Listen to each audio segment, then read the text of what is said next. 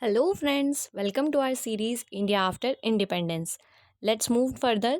India's relations with superpowers and neighbors. India and the USA. India wanted to have cordial and friendly relationships with US despite its policy of non-alignment. The US, however, disappointed India first on Kashmir issue, then over food aid. The US had big influence in the United Nations and it used it to project a negative image of India over Kashmir issue and ignored the fact that Pakistan was an aggressor and it later even provided military help to Pakistan on the name of countering Soviet threat. Similarly, food aid was deployed to India and she was humiliated. It was delayed to India and she was humiliated.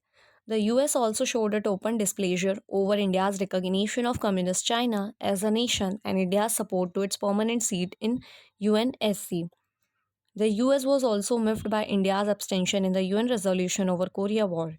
US also dragged Cold War at its nation's doorstep by including Pakistan in military blocs like SEATO and CENTO, and in term non-alignment as immoral. On Goa issue also, the US supported Portuguese claim. The US was grossly obsessed with its anti-communist crusade and in these fervor failed to appreciate Indian stance quite frequently.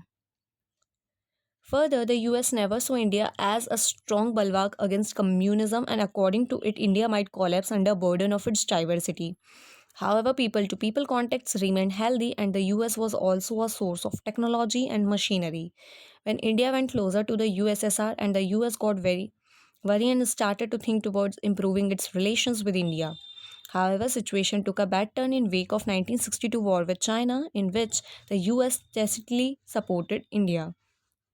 When Indira Gandhi came to power, she tried to considerably improve relations with the US and the UK.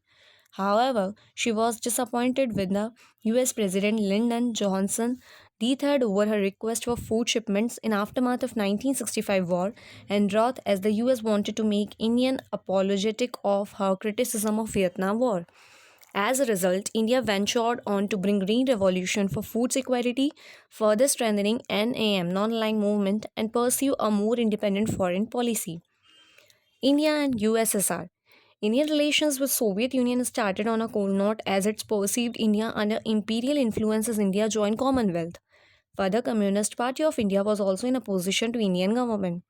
First major sign of India truly non-aligned status appeared in India's position vis-a-vis Korean War when India voted against UN resolution calling China as aggressor. Impressed Soviet and China sent food shipments to India when was badly hit by drought. The process of friendship speeded up after the death of Stalin in 1954 and it even offered military equipment in wake of Pakistan joining CENTO and SEATO. But India refused citing its non-alignment.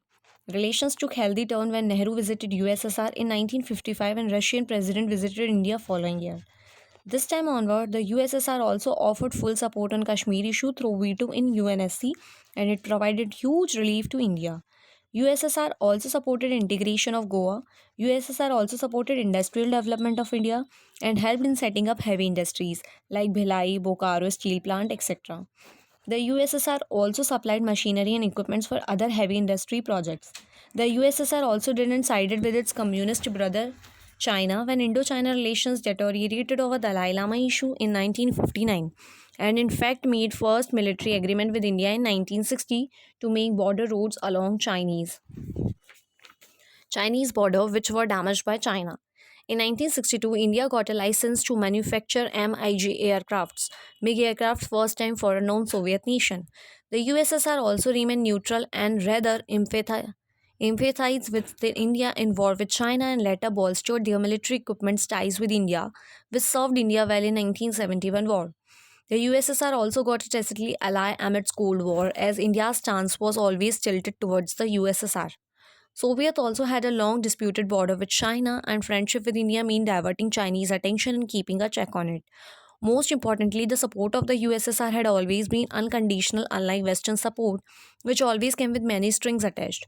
When Indira came to power, she also continued her policy of closeness with the USSR. Nepal and India. With Nepal, there were historic ties of India and they were further strengthened with 1950 Treaty of Peace and Friendship and allowed Nepal free passage through India. Both countries also agreed to be responsible for each other's security. Burma and India. With Burma, border issues were settled amicably. Pakistan and India, Pakistan's invasion of Kashmir and subsequent annexation of Kashmir and ensuing events have already been discussed.